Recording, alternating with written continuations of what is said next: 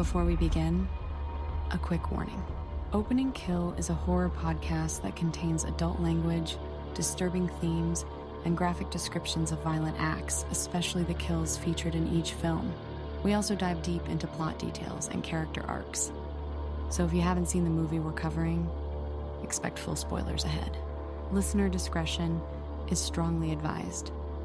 Opening Kill, the horror podcast that slices deep into the genre we love. We're talking slashers, supernatural nightmares, creature features, and everything in between. Every episode, we break down a different horror film. From its killer cold open to its blood-soaked finale, we track the body count, analyze the scares, and give credit where it's gruesomely due. From iconic franchises to hidden gems, you'll find them all here. Hosted by filmmaker and horror scholar Brian O'Connor and Michael Duran, lifelong genre fan and scream scene specialist. So sharpen your knives, turn off the lights, and let's get into it. This is Opening Kill. Hello and welcome to Opening Kill. I'm Brian O'Connor. And I am, as always, Michael Duran. You are always Michael Duran. That's great. Yeah, I try to keep it pretty consistent with my well, you do a good job. Thank you so much. That means a lot. I'm sure it does.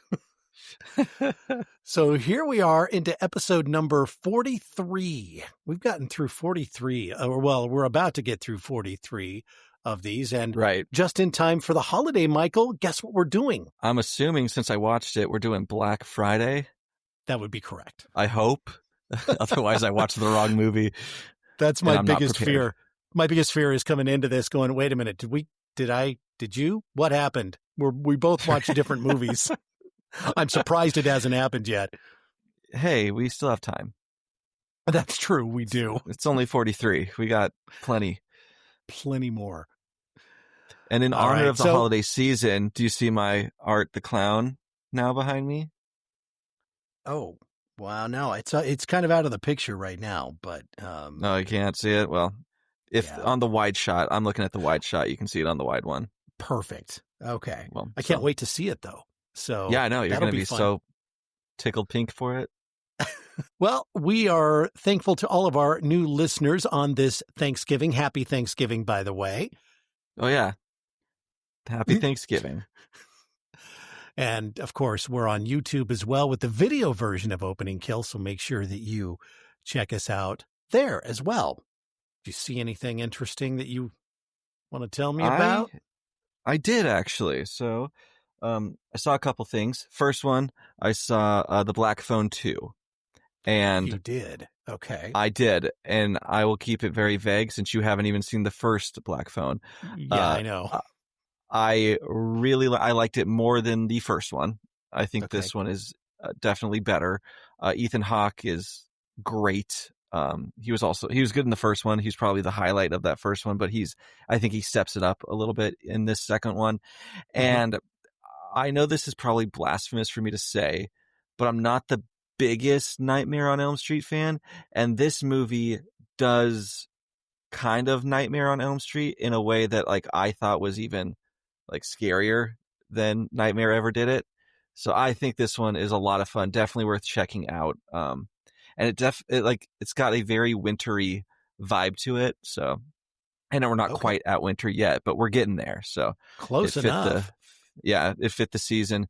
And then I won't talk too much about this next one because it's not really horror, but Hannah and I went and saw Wicked Part 2, and it was fantastic. I was going to ask how long it was going to take you to wait. Did you go opening? Yeah, Thursday. Absolutely. Nice. Yeah. Okay. It was fun. Had a feeling you probably did. And by the way, I won't tell researcher Shay what you just said about Nightmare on Elm Street. Just between I know she's a big fan, but hey, I don't think we really agree on many things as far as. I think you're right. Well, I didn't see anything horror. I did watch a very entertaining action thriller called Red from 2010. This was actually pretty entertaining. The cast is just stacked. Bruce Willis, who plays a retired CIA agent, Helen Mirren, Morgan Freeman, Ernest Borgnine, John Malkovich, Richard Dreyfuss, Carl Urban, and Mary Louise Parker. I mean, this thing, it was very entertaining. A lot of comedy in it, and yeah, it was fun just to get away from the whole horror vibe for a day. Right. No, that's an insane cast. So it's like I don't know if I've ever heard of this. Is it like a heist or just like a... So he plays... What is it? He plays a retired CIA analyst, but he was actually more than that. He was like Black Ops, this guy, Bruce Willis, his character. And he is now being hunted by the CIA. They're trying to kill off witnesses to an operation that they had done in Guatemala or somewhere years and years and years ago. And so now they're going after, there's this list of people they're trying to pick off, and he's on the list. And so Bruce Willis, Helen Mirren, Morgan Freeman, and John Malkovich, they're all retired CIA, and they're all killers. And they come out of retirement to help him fight back. Oh, I have heard of this. This was like this was like the joke that this is like the old people Expendables. It's like the old people Expendables. Okay. Exactly. Yeah. Exactly. Okay. I randomly, as soon as you said that whole cast again, I'm like, oh wait, it clicked. Okay. I never saw that, but it looked fun. It was fun. It was fun to spend, like a Saturday afternoon just watching something like that. So yeah. There you go. Red. Right on. Let's get into Black Friday, shall we? Let's do it. Let's brave the stores and get ourselves a sick little deal. Directed by Casey Tebow, written by Andy Greskovic, released September 24th, 2021, 84 minutes long, rated R. Filmed, this is what I love, filmed primarily at a Babies R Us in North Attleboro, Massachusetts. Devin Sawa is in it. Ryan Lee, Stephen Peck, Michael Jai White, and Bruce Campbell, who also produced this. And, it's unfortunate it was filmed and released during the COVID-19 pandemic. So as far as box office numbers, I think it said it grossed like $1,500 some odd dollars at the box office, but all the theaters were shut down. And COVID hurt this movie in more ways than just like the box office performance, because with the store, it was this was like one of the first movies back in production after the shutdown, and they were only allowed 5 background extras per shot. And when it's a movie about a Black Friday sale that's supposed to be chaotic in the store, it doesn't really allow you to set that scene very well. Right. And you feel it. Like, this movie feels very empty. It almost feels like the store is dying and on its way out, as opposed to, it's supposed to, like, corporate, they mentioned in this movie, corporate's expecting like 6 figures that one day. So it's clearly supposed to be a very busy store, and it's just not. Yeah. Its tagline, it's Thanksgiving and the Black Friday shoppers are coming for deals, bargains, and blood. What a hell of a tagline. I love those cheesy, stupid-ass taglines. They're just something so charming. It's about a parasitic organism that crashes to Earth and infects Black Friday shoppers as well as store employees. And the night employees suddenly find themselves trapped inside with a growing horde of mutated, increasingly monstrous customers. The infection spreads. The staff has to try and fight their way through all the chaos, workplace drama, and a massive creature that is forming from the merged bodies of transformed shoppers. So very creative. And it's one of those movies, and I like these kind of movies where we get people in it that get killed twice. They get killed as a human, and then they get killed as a mutant. So the numbers are inflated here a little bit, but that is what it is. We'll take it. So we start out, it is it's almost Black Friday. This is Thanksgiving night, and a parasitic organism attacks employee Monty while he's preparing the store for its Black Friday sale. Monty becomes infected and mutates and attacks 2 coworkers. And believe it or not, in 2 minutes, just over 2 minutes, that's our opening kill. The Opening Kill. Yeah, it's not a very impressive one. A little bit of a letdown. It is. You don't see anything. You really don't. It's butter knife for me. Yep, I have to give it that as well. It's a little bit of a bummer, but hey, not all of them can be butchers. We've been giving out like platinum butchers lately, so it's time for just a run of the mill butter knife opening kill. I do love got that.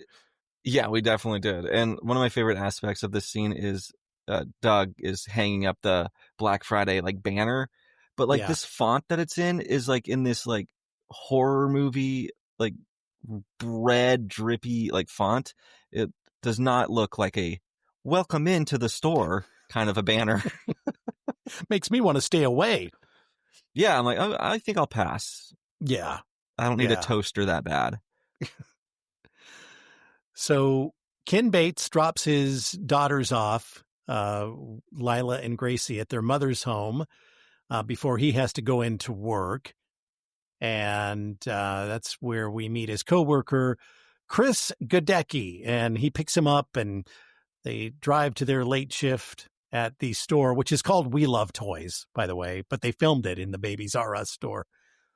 And right. And this introduction to Chris is so ridiculously filmed because Chris has like a rich ass family and it's like you see him come into frame, but it's not showing his face. It's like just his torso. So you're like, who's playing this guy? Like clearly this is going to be like some sort of a reveal. And then it finally pans up to him. You're like, the fucking Bucktooth kid from Super 8. Like that's what we're doing here. Like, so yeah, very anticlimactic there. I was like, okay, interesting choice, but whatever. Right. So they get to the We Love Toys store and shoppers. I love how they present the shoppers. It's just, it's great. They're just every shape and size outside. They're pressed up against the windows. They can't wait to get in and they just look like it's a competition and they're going to rip each other apart. And I mean, Black Friday shopping used to be a sport. Man, it did. And I think this is the second movie that we've seen where this kind of crowd comes in for Black Friday. We meet the rest of their coworkers, Marnie, Brian, Archie, Ruth, Emmett, Anita, and Bircher. And they get ready to open the store for the night. And Jonathan, who is played by Bruce Campbell, is the store manager. And he's back in his office, making an announcement about, get ready. And he does a countdown here in a little bit too. But it was good to see Bruce Campbell in something other than Evil Dead. Right. And they also do like the not face reveal with him. This one makes sense. You're like, okay, Bruce Campbell, you just see like the chin. You're like, I know that chin. Mm-hmm. I know that voice. And it's a great little reveal. And this is a fun role for him, I think. I think so too. And I agree with you. I love how they present him and how they reveal him. Yeah. Because you see his hand on the microphone and then the chin and you're like, okay. And the voice obviously gives him away too. But, it was really nice to see him in this film. So yeah, definitely. He's a silly guy. Bircher is the other employee. He is attacked by an infected shopper outside. He's out there taking a smoke break and he gets locked out. Yeah. Poor guy. Door closes behind him and there's this eerie glow coming from underneath a car that's parked out back. And you don't actually see what happens. He just looks over and something, the parasite, is coming at him. And that is kill number 2. Bircher lasts not very long in this movie. No. And hey, if he wasn't smoking, maybe he would have lasted longer. So smoking kills. Little PSA there. In more ways than one. Yeah. The Dare dog taught me that. Oh, is that true? Well, I think it was a dog. Good. I don't know. Maybe it was a lion. It was a mammal. I know that. It was a mammal. A mammal taught you. It was a mammal. A mammal taught me the dangers of drugs and smoking. Oh, there you go. So Jonathan Wexler, the manager, orders the doors opened, and they just stream in. It's incredible. And people start getting infected pretty quickly in this movie. So customers are swarming in, and they're not nice to each other. They're not nice to the employees. And immediately we get a man and a woman who get infected, kills 3 and 4. And chaos is about to break out in this store. Right. And so Chris he is shown at the register, and there's like a little gooey thingy on his like keyboard. Yeah. And he's a germaphobe. They set that up. Oh God, I think that's an understatement. Yeah, he can't handle it. So this is how the fuck is he supposed to work in retail? I know. Where he's handling money, and he's a germaphobe.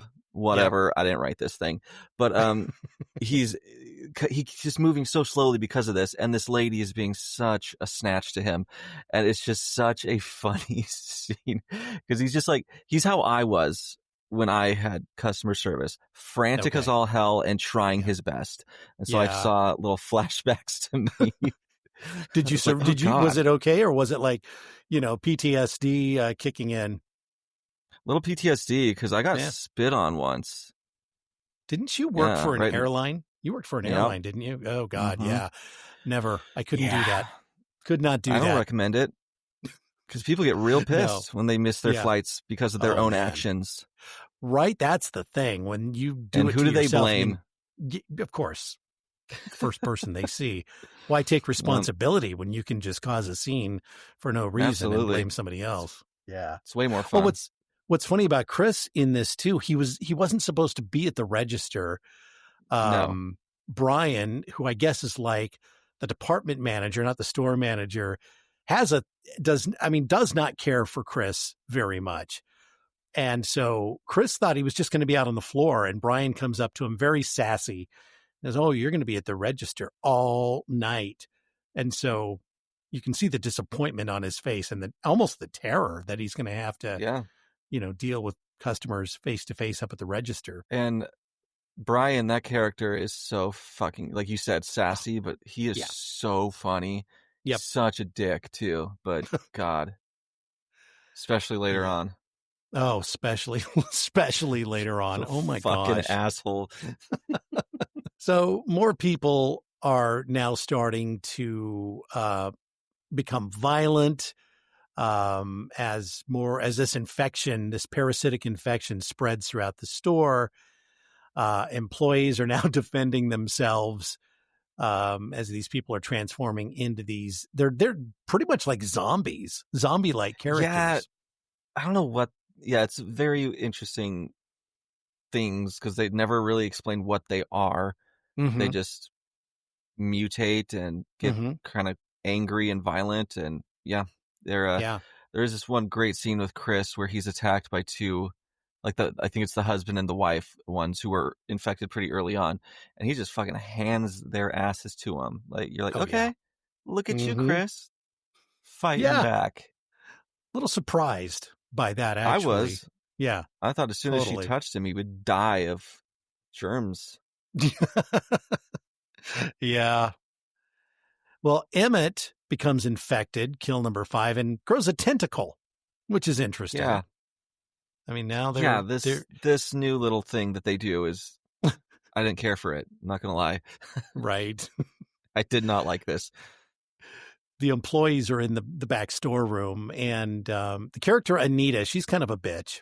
She is the employee of the month constantly, and she rubs it in everybody's faces. She's kissing the manager's ass constantly and really putting everybody else down and making them know that she is superior to them. And she gets hers. Much to the chagrin of Chris, too. Like, that's Chris's dream for some reason, randomly, to be employee of the month. At a toy store. Yeah. Well, Emmett's little tentacle kills Anita for kill number 6. Yeah. And that was nice. Oh man, that was a fun one. That was a fun one. And there's all this chaos going on out on the main store floor, sales floor, and they start to peek out a little bit. And there's a store employee. He was torn in half off screen, and you just see his upper torso being dragged by one of these creatures through the store. Kill number 7 right there. But yeah, it's just a lot of shenanigans going on right now in the sales floor. Yeah, tomfoolery and shenanigans. It's and violence, and it's so funny. Like, I just love how they just hide out in the back for the majority of this movie. They're like, we're just gonna avoid that. But that's not the worst idea. No, I would do it. Mm-hmm. I'm not gonna lie. I'm not facing monsters. No, thank you. No, I tend to. I mean, in these situations, I see these movies and they say never split up, always stay together. I think they're doing the right thing, but when you're doing that, you don't really have much of a movie, Right. Which is why I would not make a good horror character. No, I definitely would not either. I have too much of the cowardly lion in me. You and me both.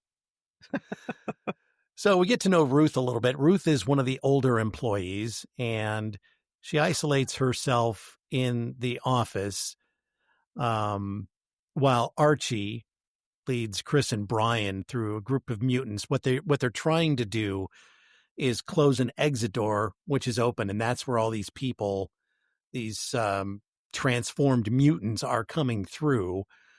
So they're out there and they're trying to be quiet. And Archie, he's a big dude. He's kind of like in charge here, and he tells everybody, just be quiet and follow me.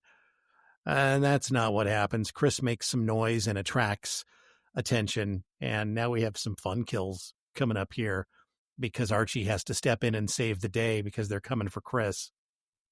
Right. And I love the deaths that occur by nail gun, and we get one here, which is great. We do.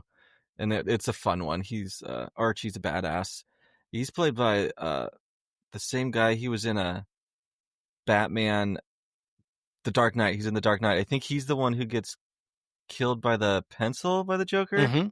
Mm-hmm. Yeah. I think you're right. Yeah. Yeah. I know for sure he's at least in that scene. I don't know if he's the one who gets killed, but that's where I recognized him from. And yeah. So nail gun. That's kill number 8, and then they finally do get to the exit, and they're about to close it, and they think somebody else is coming through, and they're right. Another infected shopper comes running through, but Archie is ready for him with a fire extinguisher and bashes his head in with it as it comes in. So that is that. Oh my God. And they close the door. They get it all sealed up. Right. Ken, who is our lead guy here, and Jonathan, the store manager, then head to a bathroom, and this is kind of a weird, creepy scene. It's very weird. So like,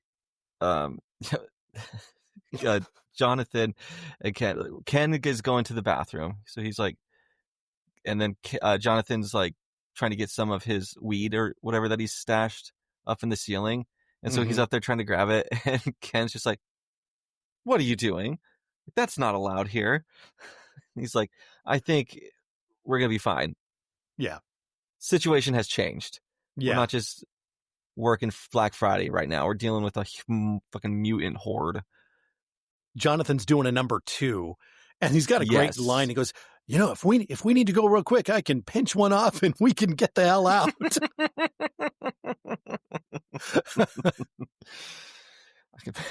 I fucking loved that line.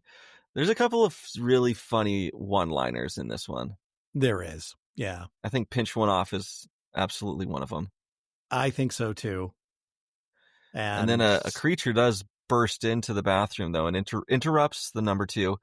And he was in the stall next door to Jonathan. Right. Yeah. Yeah. And is battling Ken, and he ends up actually throwing him through the whole last wall and on out into the hall. And that's just I love like a goofy through a wall gag. Oh, yeah. And this one actually looked pretty darn good. So this character was Lou, and I think he was like a delivery guy, or he was a big dude. And there was a scene earlier where it looks like he's about to shit himself because he's like, bathroom. And Ken's like, yeah, in the back. That was him. That was him. Yeah. So he went running in the bathroom. Yep. That's why he was in the bathroom and he was infected. Look at me realizing things. Yeah. So, regular Lou, human Lou, kill number 10. And then, infected Lou comes bursting out of that stall. And like you said, that great through the wall scene. And Jonathan finally, kills him, stabs him with something or whatever he does with it. Yeah. So infected Lou dies. So there's one character who dies twice. That's kill number 11. And then, we have Marnie, who I didn't know this.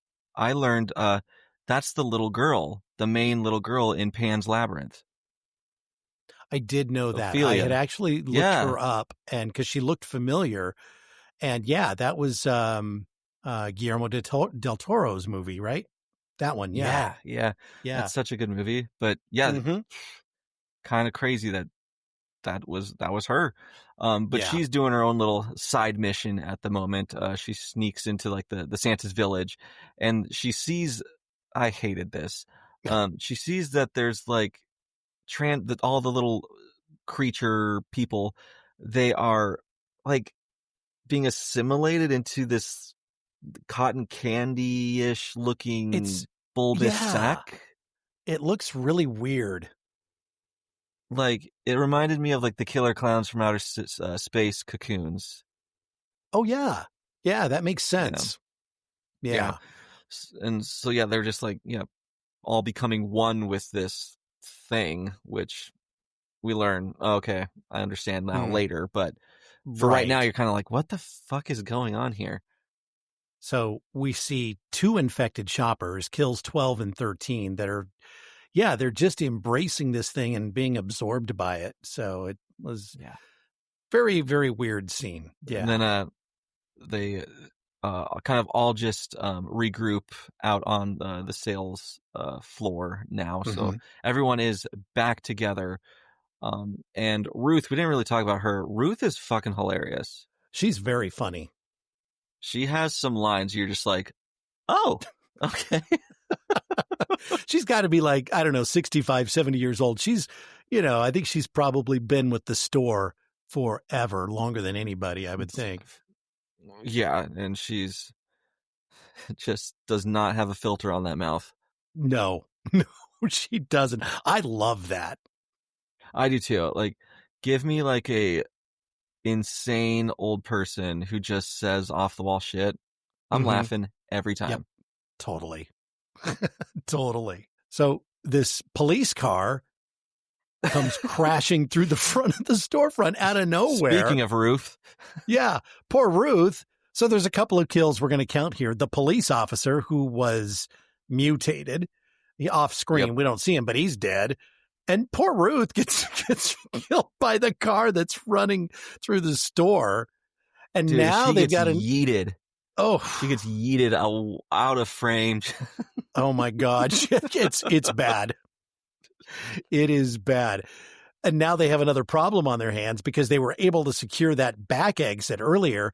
Well, now there's no stopping them. They're just going to pour through this broken glass storefront now. And that's exactly, what happens. So these more of the mutants enter the store now, and everybody's running for cover. Archie kills quite a few, 3 of them here. He's kind of Chris's protector. Chris is sticking close to him. And so we get a mutant that attacks, and Archie kills that one with a screwdriver to the eye. Yep. There's another one that rushes him from behind, and he just kind of turns and slashes him. And then kill number 18 is another one, and on the ground, and he gets stabbed. Right. And then poor Archie. damn, this Finally. was disappointing. Yeah, I liked Archie. His name did not match his face or build. No, not at all. Not at all. So and this is a very creepy scene. The noises that this creature is making as it's stalking Archie, it's pretty bad. It's very kind of like velociraptor-y. A little bit. I was trying to think too. There was another movie that had these similar sounds. It just gave me the creeps, which, if that's what they were trying to do, congratulations. That was really good sound designing there. I don't know what they used, but it's a very weird, unique sound. So Archie looks up, and this creature had gone to the very top of those shelves and just opens his mouth and spits this, whatever it is, that it's like very spider webby, but super thick, mucusy. And then all of a sudden he goes shooting up, and that's that. And Chris is seeing this going, oh my God. And that's kill 19. Yeah. Rest in peace, Archie. Boy. So then, after we lose the MVP Archie, Ken, Marnie, Chris, Brian, and Jonathan. Jonathan's still hanging around. Yeah. He's still kicking. They end up barricading themselves back into the storeroom. So they journeyed out, and now they're back barricading themselves in the storeroom. And this next scene, in my opinion, kind of brought things to a screeching halt, because now they're all just sitting around in the storeroom talking about their work histories and their relationships, and then tensions, start to rise, and then they start fighting with each other, arguing with each other. And it just seemed to go on a long time. And I mean, they're giving you a lot of backstory that I don't know you necessarily needed for this movie. No, you did not. Yeah. And they're like, they're eating their meal of sliced turkey meat to oh my God, feast. That's right. We do get one of the best lines though, because what is his name? Ken is kind of like the hotshot worker here. He's like the cool guy. Right. And Chris they're fighting, and Chris ends up saying something to the effect of, he's like, you're like my son. He's like, you see me way too much to be your kid. Like, it was such a savage move, because it's very much shown earlier on that Ken does not really get to see his kids much. Right. And that was just a great little line. We do find out that Ken and Marnie have this weird little... Yeah, that was weird. I don't know. It was kind of weird. They're not dating, but they made out, and... in the back. Yeah, and she tells him, you're as old as my dad, or something like that. And it was kind of a weird moment, and then everybody else is kind of weirded out, and it made it very awkward. So I'm not sure, And it didn't add anything, because it doesn't lead to anything later on. It's just like they did not need to. It just made you think Ken's just like a creep. Like, it didn't add anything to sympathize with him for sure. Right. So I don't understand that choice, but we learned that that's happening. Yeah, we certainly do, and we really didn't need to know that. Thank you. No, and the only thing that I guess that good that comes from it is Jonathan's reaction to all this. Is he's just so horrified that they were making out at work. Right. Like, he's a by the book guy, and so is Brian though too. I mean, there are rules, and you're not going to break them. Everything is by the book. So, yeah. And is this Emmett, where this is where Emmett comes back, infected Emmett. Right. You're right. Yeah. And he breaks into the cool as hell. Oh man, yes, totally. And I think this is another first on Opening Kill. Infected Emmett is beaten to death with a tool bag by Ken. So I don't know if we've had a tool bag be used as a weapon to kill somebody in a movie yet, but now we have. So now we have. And I like how, because like earlier on in the movie, the people, the creatures, they just kind of look like zombies. And now we have one that like is a straight up monster, like looking thing. Right. Yeah. So during this whole struggle, effects. Incredible makeup effects. Absolutely. So during all of this melee, Ken is bitten, and now he thinks he's infected. Everybody thinks he's infected, and so he decides to remain behind, and so that the others can escape. And their plan is to go to a loading dock and get into a delivery truck, and they fight off another mutant. And Chris is unable to get the truck started because he doesn't know how to drive it. It's a pretty complicated truck. I mean, he just has obviously never driven one like this before. And he's pushing all these buttons and just has no idea. He can start it, but he doesn't know how to put it into drive and go. Right. So they're stuck at the store. Poor Chris, dude. He's trying his best. He's from a rich family. He's never had to drive a fancy truck. No, not at all. So the store catches on fire now. You add that to the things going on here. Yeah. And this is one of the coolest scenes, though, with Ken in the storeroom.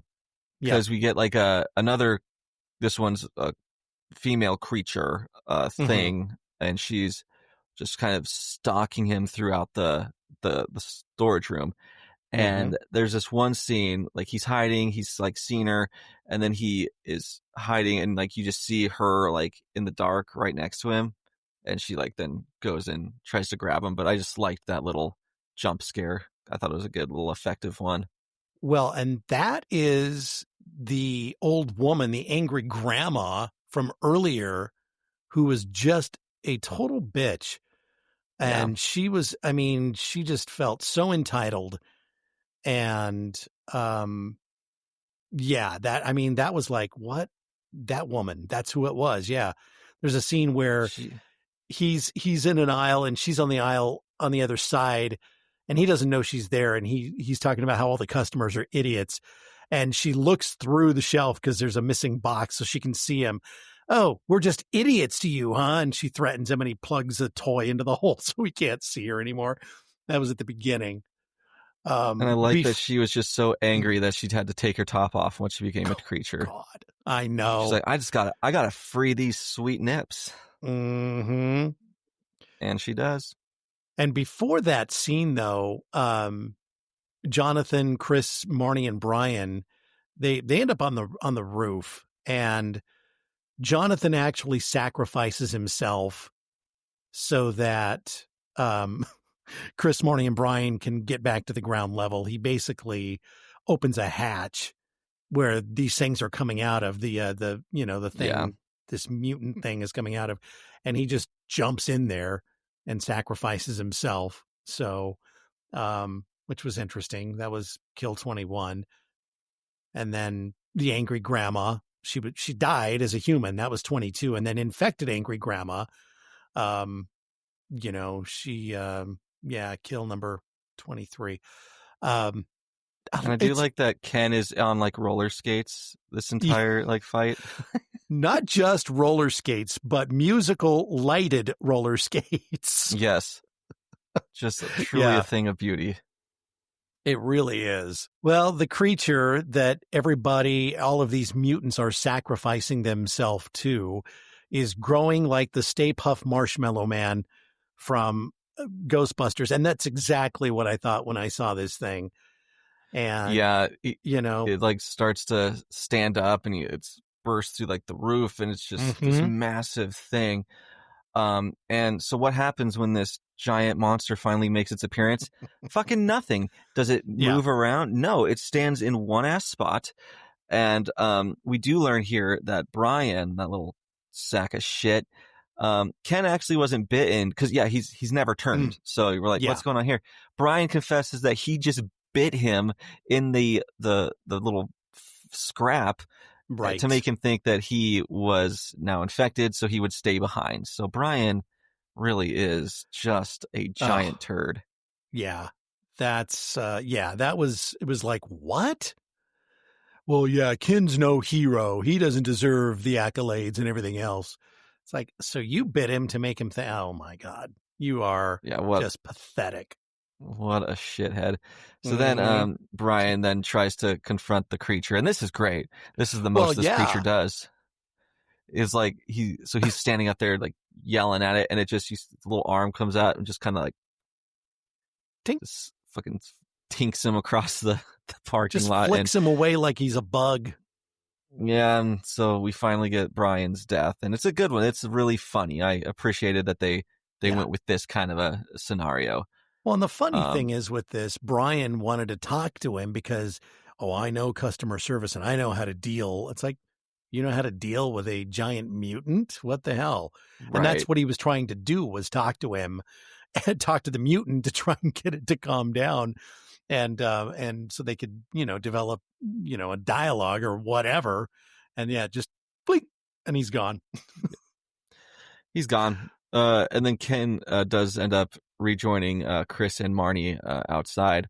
Mm-hmm. And this is a really cool scene. So Ken is distracting the monster, and Chris then is getting on this forklift thing, and he's driving it over, and the monster then shoots its little tongue tentacle thing out onto this forklift. And this is brilliant because Chris stays in it just long enough, and then he hops out, and the monster's tentacle retracts, bringing this forklift, and it just stabs it right in the face. Mm-hmm. And I really like that. I was like, oh hell yeah, that's a badass moment for Chris. And I don't think we've ever gotten a tentacle retraction forklift to the face kill either. That I'm marking that down now. That is another first. Yeah. And we should mention the forklift driver who had been infected. He's kill number 25. And he was in the cab of that forklift when Ken runs up and he just grabs him and tosses him out and takes over the forklift. That's so great. Yeah. And it's basically the movie. Ken, Chris, and Marnie escape in Ken's car, and they're driving away, and the camera kind of pans over to another nearby store, and there's another mutant giant creature that is popped through the roof of that building. So there are more. Even though they got rid of the one, who knows how many more there are. So, and what kind of alien is this? That's okay, we're gonna have our invasion, and we're gonna start in box stores. Yeah, that's a good question that I don't have an answer for. Yeah. Neither does the movie. It's fine. Neither does the movie. So 26 kills. That includes the infected ones and the humans here. Who was your favorite character in this? Chris, for sure. Okay. I thought he was great. And I liked the actor, Ryan Lee. He was he was in the first live action Goosebumps.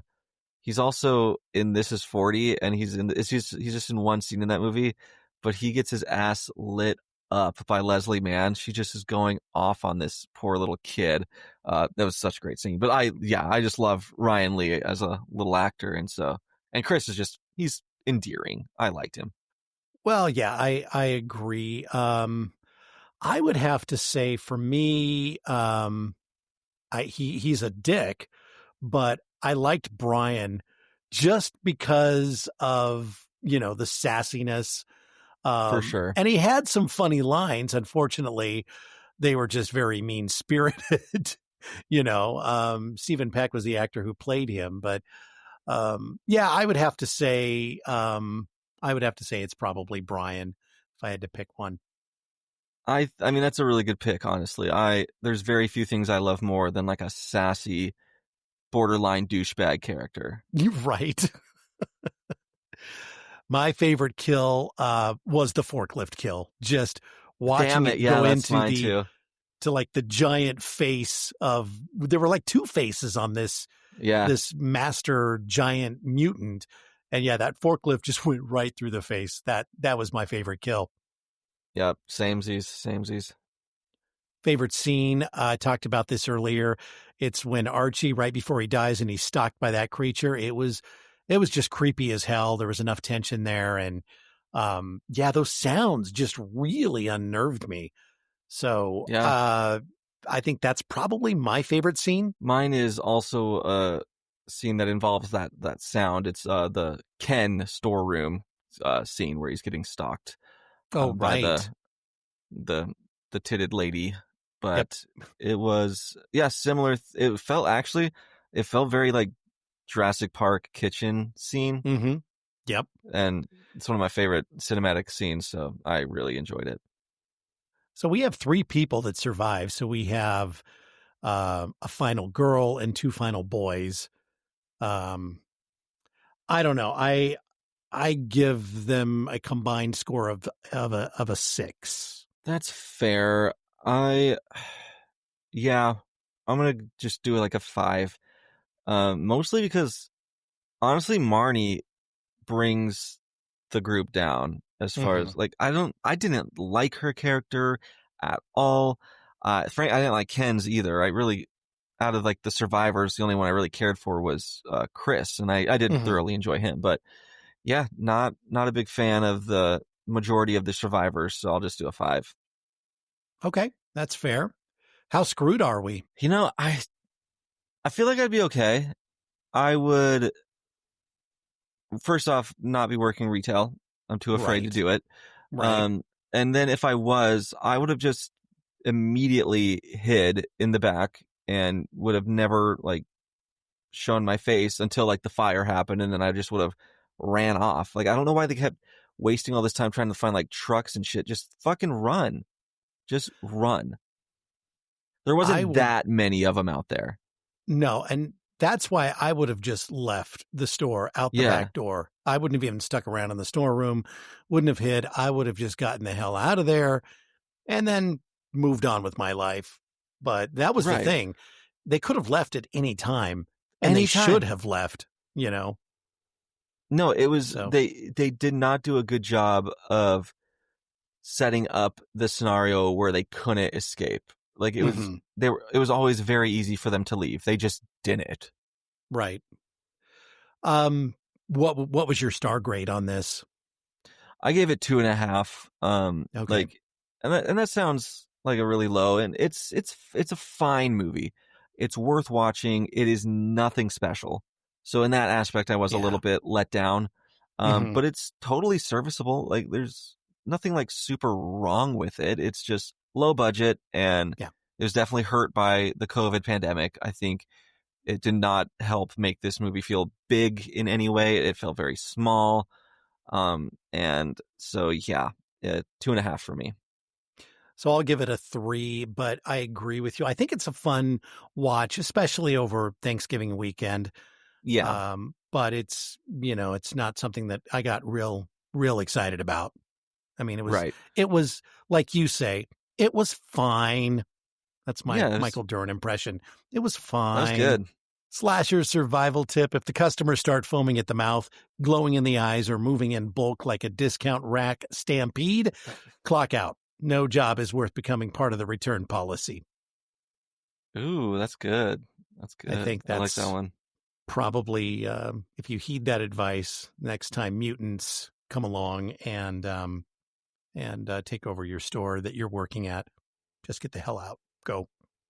In fact, don't even bother to clock out. Just leave. No, that's what I was going to say. I'm like, just leave. Like, commit some time clock theft. Like, get a little bit of extra money out of this. Right. And I think another thing you could always also tip is just like, the customer is never right. Just have that motto. God. Whoever came up with the saying "customer is always right," go away. Just go away. It was a corporate please. Person. It was someone who didn't have to deal with them. Exactly, because I can tell you, I worked retail at one point in my life. I hope to never do it again. And if I ever have to do it again, I will get myself fired pretty quickly, because I have zero patience for stupid people anymore. So, and disrespectful people. It's kind of nice because, like, I feel like a lot of that was like the super old people point of view, with like the customers being always right. Nowadays, though, workers, like, you see workers all the time pop off on them, and they don't get fired. So I think that's I think that truly is a beautiful thing to see, is when a employee just fucking lights up some asshole. It's one of my favorite like internet videos to see. I was going to say, that's kind of my rabbit hole on the internet, is YouTube, and watching things like that and going, you go. No kidding. Wish I could have done that back in the day. It's so So great. Coming up here in just a moment, we will get into our scare preview. I want to say hello to our good friend Courtney from Jaunty Hunts, one of our favorite supernatural podcasts. Yes. Courtney's got Jaunty Hunts, and she's kept a little secret for over 30 years. It's that she could see ghosts. And now, she's felt comfortable to finally just share that part of her life with everyone else on the internet. And she's got a ton of insane just stories about her personal experiences with the supernatural. And it's very fun listen. Mm-hmm. I think one of my favorite, there were a couple of episodes she did on her first season. Her friend Sierra joined her for that.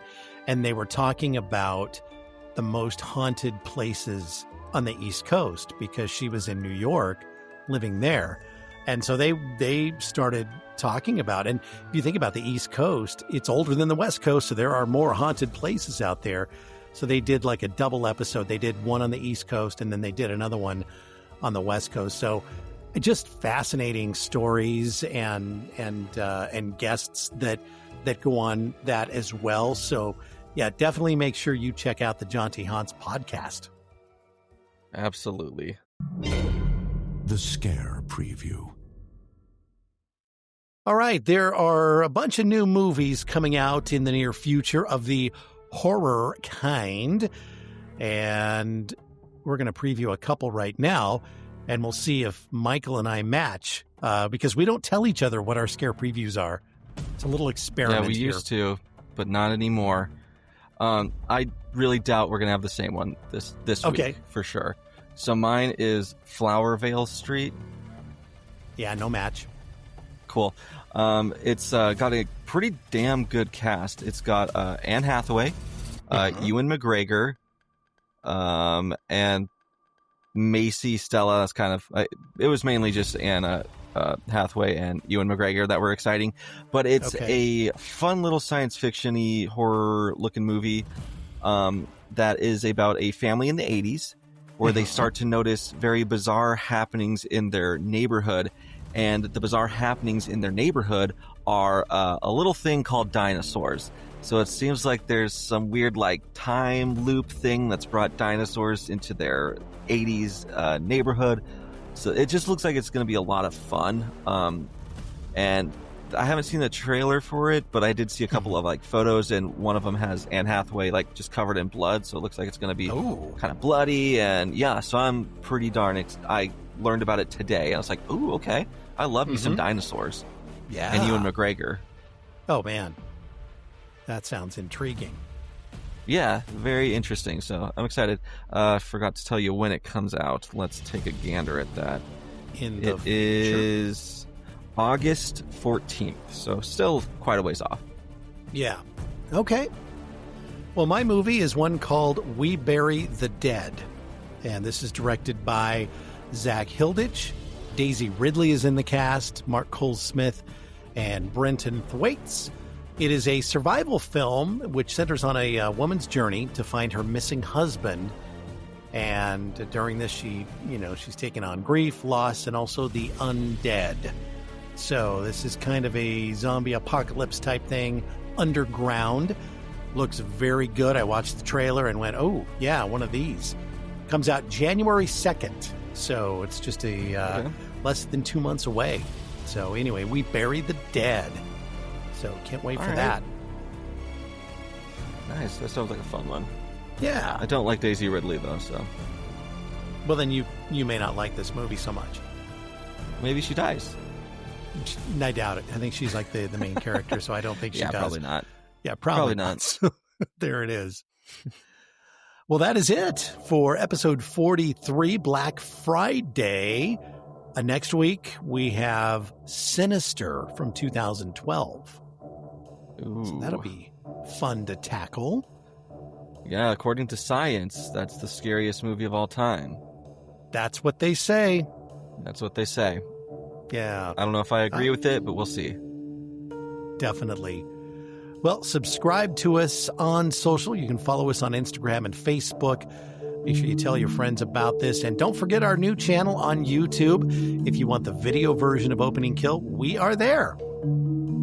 Yeah, we also have just the audio version there too. So it's all there for you. It's your one-stop shop at Opening Kill on YouTube. And if you also want to shoot us a movie recommendation or just have a little chat, you can email us at openingkillpod@gmail.com. Sweet. All right. Well, happy Thanksgiving, Michael. Yes, happy Thanksgiving to you as well. Just stuff your face with some delicious turkey. I know I will be doing that. And enjoy your Black Friday as well. Try not to go to the stores. Yeah, don't go to the stores. All right. We will see you next week with Sinister. See ya. See ya. Opening Kill is produced by Mystic Cloud Productions and hosted by Brian O'Connor and Michael Duran. New episodes drop every Thursday wherever you listen to your favorite podcasts. And don't forget, you can watch the video versions on YouTube. See you next time. If you survive the opening kill.